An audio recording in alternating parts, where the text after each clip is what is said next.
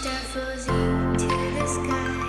The summer was alive, going to the end of time. I can see the daylight. I swear perfectly in the really the end. Just so like a stranger. নমস্কার বন্ধুরা, রান্নাঘরে তন্দ্রাদি ব্লগে সকলকে স্বাগত।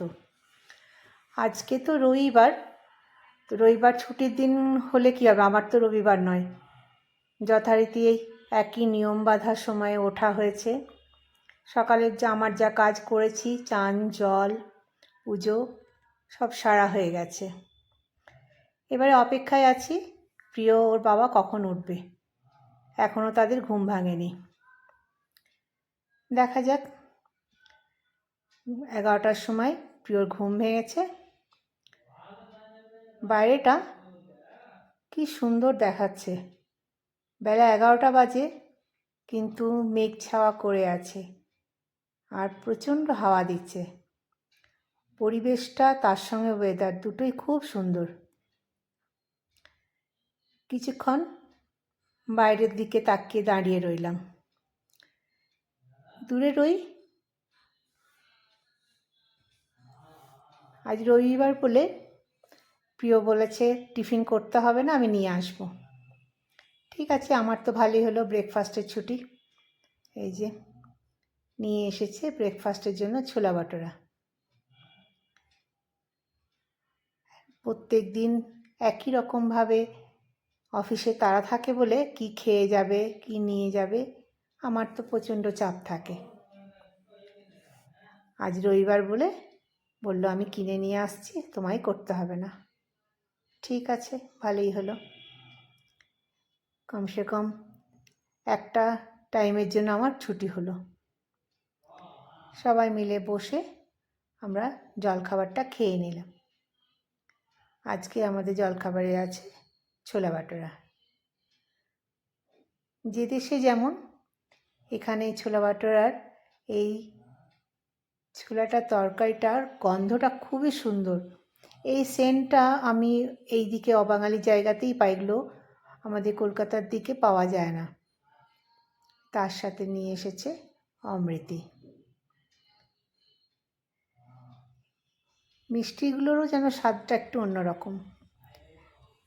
আমাদের কলকাতা বাংলার সাইডের মিষ্টি একরকম স্বাদ, আর এই ব্যাঙ্গালোরের এদিকে আর একরকম স্বাদ।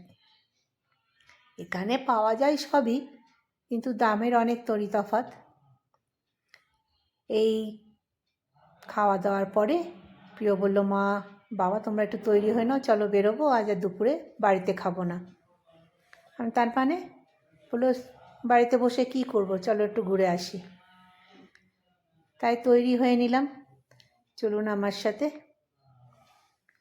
তৈরি হয়ে বেরিয়ে পড়লাম, দেখা যাক কোথায় যাই, যেতে যেতে আপনাদের সাথে শেয়ার করব। আমরা চলে এলাম মেট্রো স্টেশনে।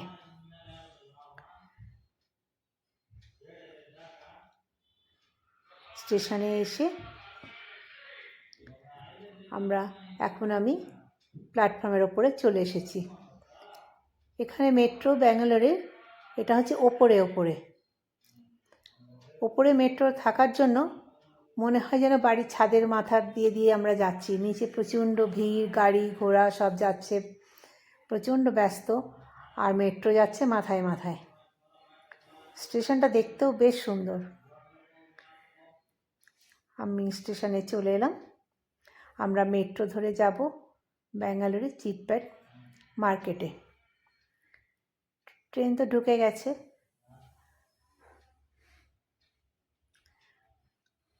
ট্রেন দাঁড়ানোর অপেক্ষাতেই রইলাম। আমরা তিনজনে মিলে বেরিয়ে পড়লাম। ট্রেনে ভিড় ছিল হালকা হালকা। আমার একটা বসার জায়গা যদিও প্রিয় করে দিয়েছে, আমি ও বাবা দুজনেই বসেছি, প্রিয় আর সেই মুহূর্তে বসার জায়গা পাইনি।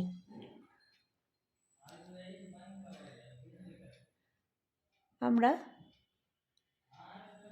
আবার নতুন একটা স্টেশনে এসে ঢুকে পড়লাম, সেটা হচ্ছে চিটপ্যাট। নেমে পড়লাম মেট্রো থেকে। স্টেশনটা একেবারে মার্কেটের ভেতরেই, তাই আমরা আস্তে আস্তে প্ল্যাটফর্ম থেকে বেরিয়ে পড়ছি। তার সঙ্গে যা হয়, চারিদিকে চোখ ঘুরছে।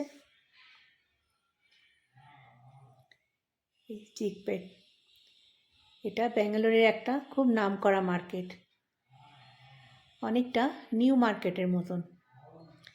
যদিও আজকে রবিবার, আমাদের জানা ছিল না, রবিবার ছাড়া সময় হয় না, বৃহত্তর ছুটি নেই। তো এসে দেখছি প্রচণ্ড ভিড়। এখানে নিউ মার্কেটের মতন আদলে সব মার্কেট, এত লোকজনের ভিড়, হাঁটতেই ভয় পাচ্ছে। কিন্তু যেহেতু আমরা দেখব বলে এসেছি, তাই পা ফেলে তো সবই দেখতে হবে। রবিবার দিনকে এই মার্কেটটা ফুটের মার্কেট, একটু সস্তার সব জিনিসপত্র পাওয়া যায়। তার সাথে বড় বড় শোরুম যেগুলো আছে সেগুলোও খোলা থাকে। এটা একটা হোলসেল মার্কেট। দেখতে দেখতে রাস্তার উপর দাঁড়িয়ে পড়লাম, দেখলাম এখানে পর্দা, টেবিল ক্লথ, সোফার কভার এসব বিক্রি হচ্ছে। তা আমাদের তো মেয়েদের যাই দেখাক, একটু দাঁড়িয়ে ঘাটাঘাটি করতে তো ইচ্ছে করে, তাই আমিও দাঁড়িয়ে পড়লাম। পাশে দেখছি সুন্দর সুন্দর এরকম ফুলের মালাগুলো ঝুলছে।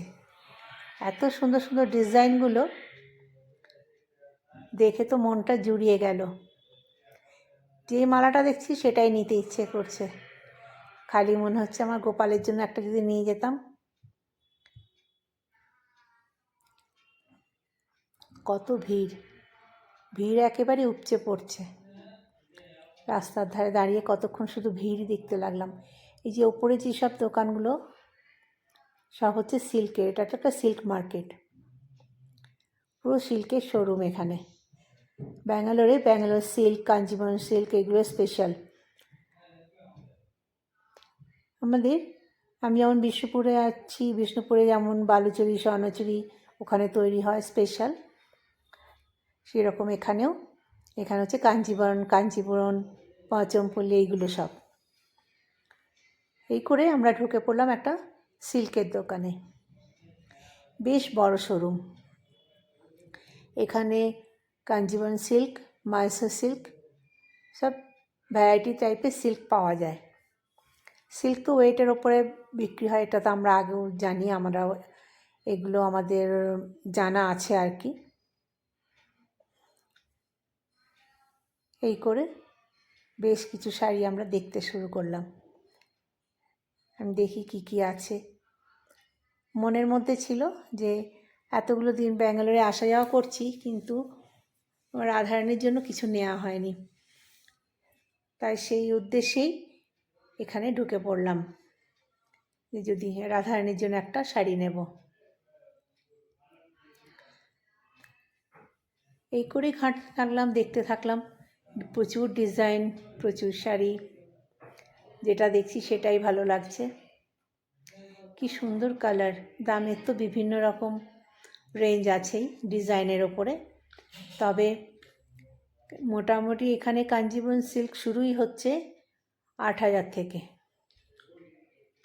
তারপরে যত উপরে ওঠা যায়।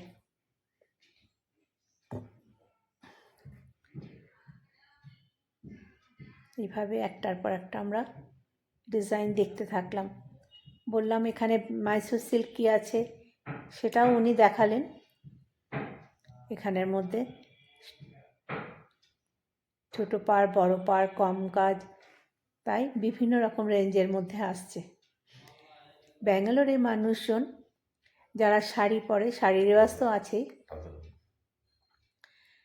এই লাল শাড়িটা আমি রাধারানীর জন্য পছন্দ করেছিলাম, কিন্তু রাধারানী তো লাল হলুদ তো পরেই থাকে, এখানে এত কালার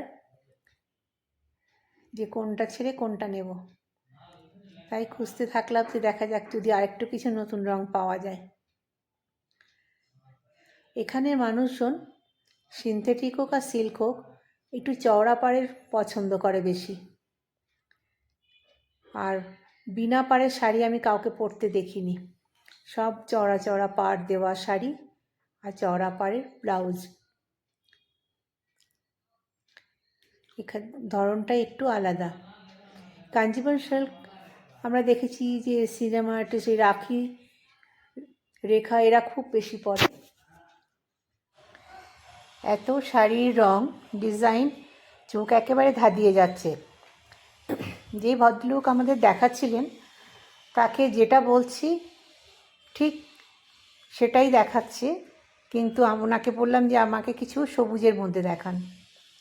তো সবুজের ছোটো পাড় বড় পাড় ডিপ লাইট শেড মানে অজস্র, এত ডিজাইন এত কালার আমি আগে কখনো দেখিনি। মনে করলাম এখানে ঢুকেছি দেখে নিই কিছু শাড়ি, কেন বাইরে দেখলাম সিল্ক লেখা রয়েছে, যদি না পছন্দ হয় তাহলে আবার অন্য দোকানে যাব। কিন্তু সে সুযোগ আর আমার হলো না। এত দেখে দেখে দেখে আমার তো চোখ একেবারে অস্থির। উনি তো অনেক গল্প করতে থাকলেন, এখানে আসেন অনেকে, আমাদের বড় বড় সব সেলিব্রিটিরা আসে নিয়ে যায়, আপনি কি ধরনের চান আমরা সেরকমই দেখিয়ে দেব। কিন্তু ওনার বলার কথা নয়, আমার তো নিজেরই অবাক লাগছে যে এত স্টক হতে পারে, এত কালার ডিজাইন হতে পারে। সেরকম ভদ্রলোকের ধৈর্য, প্রত্যেকটা শাড়ি খুলে খুলে উনি দেখাচ্ছেন। আমাদের তো মনে হচ্ছে যেটা দেখব সেটাই নেব, কিন্তু সেটা তো সম্ভব নয় না। সাদা শাড়িটা কি দারুণ! এটার জন্য একটা সুন্দর মিষ্টি অনুষ্ঠান যদি হতো মনে হচ্ছে এই শাড়িটা নিয়ে যেতাম। এই শাড়িটার রেঞ্জ জিজ্ঞেস করলাম, বললেন বেশি নয়, 18,000। আমি বললাম থাক, এখন এই মুহূর্তে ওই সামর্থ্য আমার নেই, দেখেই মন ভরাতে হবে। এই যে কাঞ্চিপুরম, এখানে কর্ণাটকের মানুষজন ভীষণ চওড়া চওড়া পাড়ের শাড়ি পছন্দ করেন। আমি দেখেছি রেখা বেশিরভাগ ধরনের এরকম চওড়া পাড়ের শাড়ি পরে, সব সিল্ক। সবাই দেখে থাকবে আমি বলে নয়, দেখতেও খুব সুন্দর লাগতো। তখন ভাবতাম যে কি সুন্দর শাড়িগুলো পরে, কোথায় যে পাওয়া যায়। এর আগেও আমি কাঞ্জিবরম পরেছি, আমি কলকাতা থেকে নিয়েছিলাম। তখন 4-5টা কি ম্যাক্সিমাম 10-12টা কালার ডিজাইন দেখেই ওখান থেকে পছন্দ করতাম। এরকম শয়ে শয়ে নয়। সিল্ক তো বেশি দিন যায় না, কিছুদিন পরার পর, কয়েক বছরই বলতে পারি, পরার পর আবার ফেটে নষ্ট হয়ে যায়। কিন্তু তবুও লোভ লালসা মানুষের। তো অনেক দিনের ইচ্ছে ছিল ব্যাঙ্গালোর যে যাচ্ছি, গেলে ব্যাঙ্গালোর সিল্ক কিনবো, না হলে কাঞ্চিবরম কিনবো। তো দেখা যাক, এখনও খালি দেখেই যাচ্ছি, মন স্থির করতে পারছি না। অনেক ডিজাইন দেখলাম, প্রচুর কালার দেখলাম, এত এত আনকমন কালার। শেষমেশ রাধারানীর একটি শাড়ি আমার পছন্দ হলো। এই যে শ্রীনিধি সিল্ক, এখানেই আমরা গেছিলাম, অনেক পুরনো দোকান, বনিধি দোকান। এই চত্বরের পুরোটাই সিল্কের দোকান। ব্যাস মোটামুটি ঘোরা কেনাকাটা আমাদের সারা হলো। এবারে চলে এলাম খাওয়ার জায়গায়, মেঘনা বিরিয়ানি হাউস, খুব বড় হোটেল, এটা বিরিয়ানি স্পেশাল। তো প্রিয়কে বললাম কি খাবো, বললো কিছু খাবার তো নেই, সব রকমই পাওয়া যায়, কিন্তু যেহেতু এখানে বিরিয়ানিটা স্পেশাল এটাই খেয়ে দেখো। যদিও আমি ওর বাবা কেউ বিরিয়ানি খুব একটা ভক্ত নই, প্রিয় খেতে ভীষণ ভালোবাসে, আজকালকার জেনারেশন ছেলেমেয়েরা ভালোবাসে, কিন্তু ও বললো না এটা খেয়ে দেখো ভালো লাগবে।